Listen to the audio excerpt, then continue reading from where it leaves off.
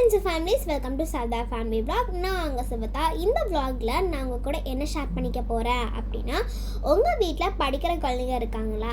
அவங்க நல்லா படிக்கிறாங்க, ஆனால் மார்க் வர மாட்டேங்குது, அவங்களால ஒழுங்காக ஸ்டடீஸில் கான்சன்ட்ரேஷன் பண்ண முடியல, படித்த குழந்தை தான் ஆனால் மார்க்கே இப்போ வர மாட்டேது அப்படின்ற ஒரு ஃபீலிங்ஸில் நீங்கள் இருக்கீங்க அப்படின்னா இந்த வீடியோ உங்களுக்கு தாங்க. இந்த வீடியோ உங்களுக்கு பார்க்கறதுக்கு விருப்பம் இல்லை அப்படின்னா நீங்கள் கண்டிப்பாக இதை ஸ்கிப் பண்ணிக்கலாங்க.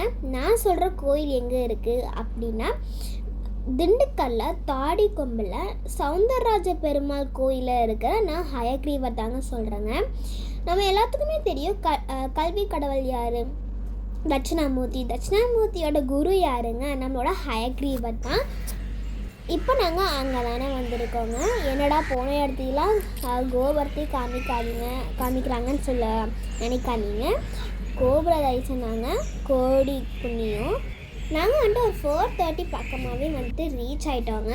அங்கே இருக்கிற சொர்ண ஆகாஷ்ட பைரவருக்கு வந்துட்டு தேய்பிறை அஷ்டமி பூஜை வந்துட்டு ஆரம்பிச்சிட்டாங்க. நாங்கள் வரும்போதே நீர் பூசணிக்காய் வந்துட்டு பைரவருக்கு தீபமும், ஏலக்காய் மாலை வந்துட்டு நம்மளோட ஹயக்ரீவருக்கும் நானும் அம்மாவும் வாங்கிட்டு வந்துட்டோங்க.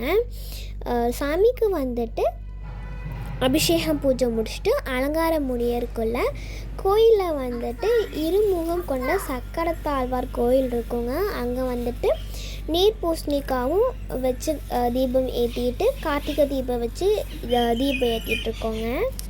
இந்த நீர் பூசணிக்காய் தீபம் வந்துட்டு பார்த்தீங்கன்னா தேய்பிறை அஷ்டமி அன்றைக்கி பைரவருக்கு ஏற்றுவோங்க. உள்ளே வந்துட்டு சாமி கும்பிட்டு நம்மளோட ஹயக்ரீவருக்கும் சாமி கும்பிட்டு அடுத்தது பார்த்தீங்கன்னா பைரவரோட தீபாவளி பூஜையில் வந்துட்டு கலந்துக்கிட்டோங்க.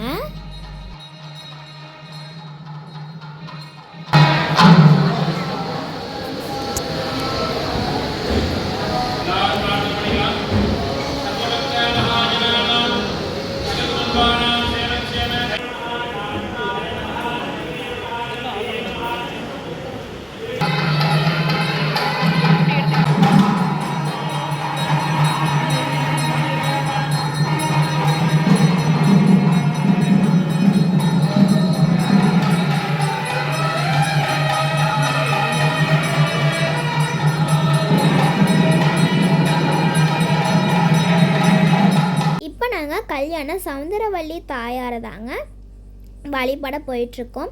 சாமி சன்னடிக்கு முன்னாடி இந்த மாதிரி நிறையா சிலைகள் இருக்குங்களா. அதில் ஸ்ரீரதி, அவங்களுக்கு ஆப்போசிட்டில் ஸ்ரீ மன்மதன் இருப்பாருங்க. இவங்க 2 பேர்த்துக்கும் பூஜை வந்துட்டு வியாழக்கிழமை நடக்குங்க. இவங்க 2 பேர் எதுக்கு அப்படின்னா, கல்யாணம் ஆகாதவங்க வந்துட்டு இவங்கள தரிசிச்சுட்டு போனீங்க அப்படின்னா கண்டிப்பாக கல்யாணம் நடக்குங்க. அடுத்ததாக சவுந்தரராஜ பெருமாள் வந்துட்டு திருவோண அன்னைக்கு இந்த மாதிரி முன் மண்டபத்தில் வச்சு அபிஷேகம் ஆராதனை முடிச்சுட்டு சாமியை வந்துட்டு கோயில் சுற்றி எடுத்துகிட்டு வருவாங்க. சப்பான மாதிரி எடுத்துகிட்டு வருவாங்க. இந்த பூஜை எப்போ நடக்கும்னு பார்த்தீங்கன்னா, திருவோண விரதத்தன்னைக்கு நம்ம சவுந்தரராஜ பெருமாள் நம்மளுக்கு தரிசனம் தர்றாருங்க. இந்த பூஜை வந்துட்டு ஒரு 6:30க்குள்ளே வந்துட்டு ஸ்டார்ட் பண்ணிடுவாங்க. கிட்டத்தட்ட 8:30 வரைக்கும் இந்த பூஜை வந்துட்டு நடக்குங்க.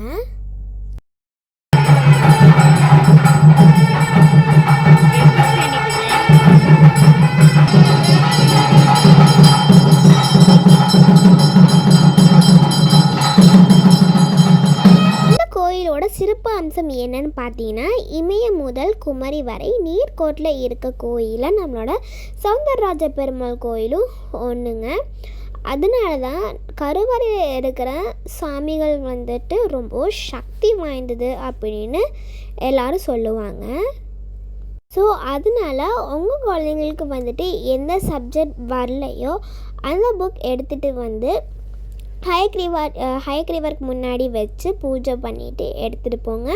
கூடவே தேன் வாங்கிட்டு வந்து அதை சுவாமி முன்னாடி ஹயக்ரீவ சுவாமி முன்னாடி வச்சு பூஜை பண்ணிவிட்டு அது காலையில் வந்துட்டு படிக்கிறதுக்கு முன்னாடி நாவல் வந்துட்டு தடவிட்டு அதுக்கப்புறம் படித்தோம் அப்படின்னா அதோட ஞாபகம் வந்துட்டு வரும் அப்படின்றது ஒரு ஐதீகங்க.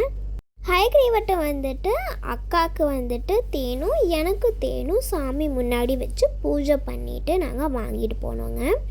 அக்கா வந்துட்டு +1 பப்ளிக் எக்ஸாம் எழுதுறதுக்கு பென் வந்துட்டு சாமி முன்னாடி வச்சு வேண்டிட்டு வர சொன்னாங்க.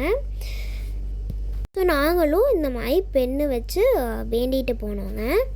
நீங்கள் ஹயக்ரீவை வழிபட்டுட்டு போய் உங்கள் குழந்தைங்க நிறையா மார்க் வாங்கிட்டா பேனா பென்சில் இந்த மாதிரி அங்கே வர்ற குட்டீஸ்க்கு நீங்கள் கொடுக்கலாம். நீங்கள் தாடிக்கொம்பு போய் உங்களால் வந்துட்டு ஹயக்ரீவரை வழிபட முடியல அப்படின்னா உங்கள் வீட்டுக்கு பக்கத்தில் இருக்க கோயிலில் வந்துட்டு ஹயக்ரீவர் இருக்கார் அப்படின்னா வியாழக்கிழமை வந்துட்டு உங்களோட குழந்தையோட பேரில் வந்துட்டு நீங்கள் அர்ச்சனை செஞ்சுட்டு வந்தீங்கன்னா கண்டிப்பாக நல்லா படிப்பாங்க. இப்போ பார்த்தீங்கன்னா சுவாமியோட கருவறையிலிருந்து திருவோண தீபத்தை வந்துட்டு ஏந்திட்டு வந்துட்டாங்க. இப்போ நம்ம பெருமாளுமே வந்துட்டு கோயிலில் வந்துட்டு உலாவறக்கு ரெடி ஆகிட்டாரு. இந்த தீபத்தை வந்துட்டு ஒரு தாத்தா கையில் கொடுத்துருவார். தாத்தா வந்துட்டு இந்த தீபத்தை சுவாமிக்கு காமிச்சிட்டு அப்படியே பின்னோக்கியே வந்துட்டு வருவாருங்க. இப்போ இந்த திருவோண தீபத்தை வந்துட்டு பெருமாளோட சிலைக்கு காமிச்சிட்டு இப்போ வந்துட்டு இங்கே பார்த்தீங்களா இந்த மாதிரி தான் தாத்தா பின்னோக்கியே வருவாருங்க. இப்போ நம்மளோட பெருமாளுமே வந்துட்டு உலா வர்றதுக்கு ரெடி ஆகிட்டாரு.